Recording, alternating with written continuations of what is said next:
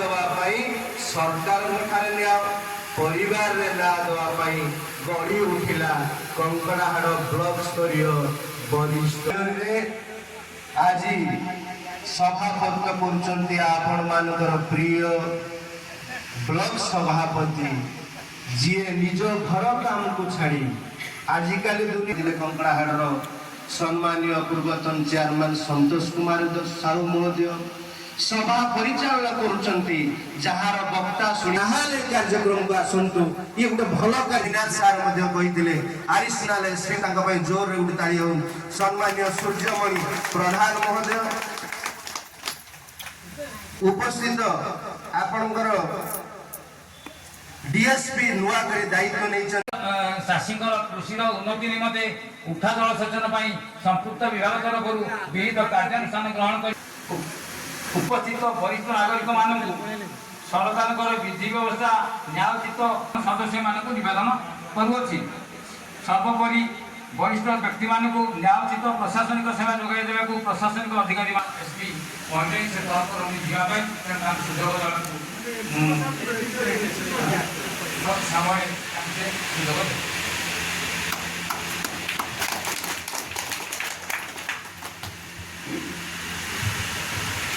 धन्यवाद महोदय आपणकर उपादेय वक्तव्य प्रदान करी आम समस्त को धन्य कर सम्मानित अतिथि पूर्वतन चंद्र साहू महोदय को अनुरोध करुँची वक्तव्य खुशी अच्छा ना 13 वर्ष बहु खाइबा बाप कांदी कांदी कहूँ थाना पोर दिन घटना मुझे गोटे बसली 4टार आसिल समाधान कली जो समाधान आप शुणिले आश्चर्य मुझे यहाँ कहली कर तार सांग न था समाज में देखिए बयस हो गले निश्चित भाव में राति 2टा 3टार कल करते निश्चित अटेंड कर नेग्लेक्ट कर कल बैक कर जदि कौन व्यस्त थी निश्चित मोर कल बैक कर नंबर धन्यवाद नमस्कार मोर नंबर हूँ 99 धनेश्वर साहू उपसभापति कार्यक्रम 371 बड़ स्तर पाखापाखि 1000 रु अधिक लोक ए वरिष्ठ नागरिक मंच संगठन सहित जोड़ी होती 60 वर्ष ऊर्ध्व एवं गरीब लोक एवं जो वरिष्ठ नागरिक केमी न्याय पाइबे एवं सरकारी सरकारी जो योजना अच्छी वरिष्ठ से सरकारी योजना सफल भाव में पाइपर एवं समस्ते संगठित हो समस्त सुविधा सहित सामिल होगा और परिवार में न्याय पाइबा समाज में न्याय पाइबा वार्धक्य व्यक्ति जमी अवहेलित न हो समाज में यार मुख्य उद्देश्य ये वरिष्ठ नागरिक मंच आज सफल खाया व्यवस्था समस्त कार्यक्रम को सफल कर धन्यवाद वरिष्ठ नागरिक संगठन को वयस्क लोक मैंने आज हईराण हो विभिन्न क्षेत्र में बाप पुओ बोहूँ छाड़ू साई पड़िशा ठार गाँ लोक प्रत्येक सरकारी क्षेत्र में हो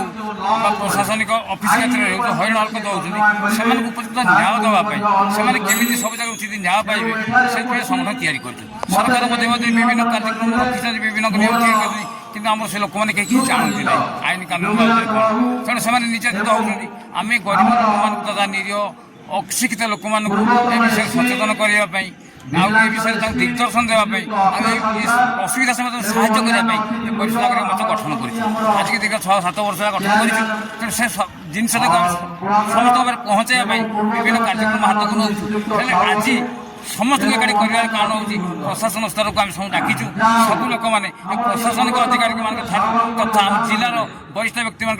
आईन कानून से भरोसा ये सबकि पाइबे आगामी दिन में वरिष्ठ नागरिक मंच प्रति गोटे आंतरिकता रहिष्ठ नागरिक मंच को आगे आगे सहयोग करेंगे यही लक्ष्य लेकिन आम आज वरिष्ठ नागरिक मंच डाक आशा करूँ आज वरिष्ठ नागरिक मंच बैठक जी लोक उपस्थित आमर आशा निश्चित आगामी दिन सफल हम आज बहुत खुशी बहुत लोक अवश्य तथापि प्रशासनिक क्षेत्र पुलिस कर्मचारी किसी पहुँचती आम प्रशासनिक क्षेत्र अवश्य अन्य पहुँची न पार कारण हूँ ଅଛନ୍ତି ଅରବିନ୍ଦ ପାଢ଼ୀ ଆଜି ହଠାତ୍ କହିଯାଇଛନ୍ତି। ତେଣୁ ପ୍ରଶାସନଟା ଆମର ଅଞ୍ଚଳ ପ୍ରଶାସନଟା ବିଡ଼ିଓ ତଳିକାର ଆଇଆଇସି ଉପସ୍ଥିତ ନାହାନ୍ତି ସତ, କିନ୍ତୁ ଯେତିକି ଆସିଛନ୍ତି ଭଲ ଉପାଦେୟ ତଥ୍ୟ ଲୋକ ଦେଉଛନ୍ତି। ସେ ସବୁ ଗ୍ରହଣ କରୁଛନ୍ତି। ଆଗାମୀ ଦିନରେ ଏହା ବ୍ୟାପକ କରିବାର ଲକ୍ଷ୍ୟ ନେଇକି ଆଜି ଆମକୁ ଉତ୍ସାହ ମୋତେ ବି ମିଳୁଛି ଆଗାମୀ ଦିନରେ ଏହି ଅନୁଷ୍ଠାନ ଆହୁରି ବ୍ୟାପକ କରିବା ପାଇଁ। ମା ବାପା ମାନେ ଏତେ ଅବହେଳିତ ତାଙ୍କର କାର୍ଯ୍ୟକ୍ରମକୁ ଅତ୍ୟାଚାର କାରଣ ବିଭିନ୍ନ ଚାଷ ସମାଜ ସଭାପତି ଅଛି, ବିଭିନ୍ନ ଜାଗାକୁ ଯାଉଛି ସାରା ଅଞ୍ଚଳ ପଳାଶୁଣୀ ଅଞ୍ଚଳ ଯେଉଁଠି ଗଲେ ଗୋଟିଏ କଥା ଯେ ବାପା ମା ବାହାରୁଛି ତଳି ଦେଉଛନ୍ତି ତା ପାଖରେ 15 ଦିନ ରହ ଆଉ ତା ପାଖରେ 15 ଦିନ ରହ। ଏଇ ଯେଉଁ ଅବସ୍ଥା ସେଥିପାଇଁ ଆମେ ନିଷ୍ପତ୍ତି ନେଇଛୁ ସ୍ତ୍ରୀ ଲୋକ ମୋତେ ସିଧା ଅଭିଯୋଗ କଲେ ଆପଣ ଲମ୍ବା ଭାଷଣ ଦେଲେ, କିନ୍ତୁ ଏଇ ଯେଉଁ ବୁଢ଼ାବୁଢ଼ୀ ତାଙ୍କ ଉପରେ କିଛି କହିଲେନି। ଦାୟିତ୍ୱ ମୁଁ ତାଙ୍କୁ ସେଇଠି ଦେଲି ଯେ ତୁମେ 7 ଜଣ କମିଟି ବାହାର ଏବଂ ପୁରୁଷ ଲୋକ ଯାଇପାରିବେନି, ତମେ ଯାଇକି ତାଙ୍କ ଘରେ ବସିବ ଆଜି ବୁଢ଼ାବୁଢ଼ୀ ଖାଇଛି ନା ନାହିଁ କ'ଣ ଅସୁବିଧା ଅଛି ବୁଝିକିରି ଗାଁ ସଭାପତିକୁ ଯିବ। ବର୍ତ୍ତମାନ ସେ ଗାଁରେ ସେ କାର୍ଯ୍ୟକ୍ରମ ଚାଲିଛି ବହୁତ ସୁନ୍ଦର ଭାବରେ ଗାଁ ଲୋକ ଦାୟିତ୍ୱ ନେଉଛନ୍ତି ମାତ୍ର 14 ପରିବାର। ତେଣୁ ଆମକୁ ସଜାଗ ହେବାକୁ ପଡ଼ିବ। ବିଶେଷ ଭାବରେ ମୋ ମତରେ ମହିଳାମାନଙ୍କୁ ଯଦି ଦାୟିତ୍ୱ ଦିଆଯିବ ସେମାନେ ଯଦି ୟା ଉପରେ ଟିକେ ଗୁରୁତ୍ୱ ଦେବେ ତାହେଲେ ଏ ସମାଜର ଯେଉଁ ନିର୍ଯାତନା ହେଉଛି ବରିଷ୍ଠ ନାଗରିକମାନଙ୍କୁ କେତେକାଂଶରେ ଉପଶମ। ଆଉ ଗୋଟେ କଥା ହେଲା ପ୍ରଶାସନ ତୁରନ୍ତ ସେମାନଙ୍କ ପାଇଁ ପଦକ୍ଷେପ ନେବା ଉଚିତ। ଅଭିଯୋଗ ଆସିଲା ମାନେ ତୁରନ୍ତ ସେଠି ପ୍ରଶାସନ ପହଞ୍ଚିବ, ପୁଲିସ ପହଞ୍ଚିବ, ଆମର ଯେଉଁମାନେ ଅଛନ୍ତି କର୍ମକର୍ତ୍ତା ସେମାନେ ସହଯୋଗ କରିବେ। ହେଲେ ବରିଷ୍ଠ ନାଗରିକମାନେ କିଛି ଉପଲବ୍ଧି କରିବେ, ନହେଲେ ସବୁଦିନ ଅବହେଳିତ ହେଇକି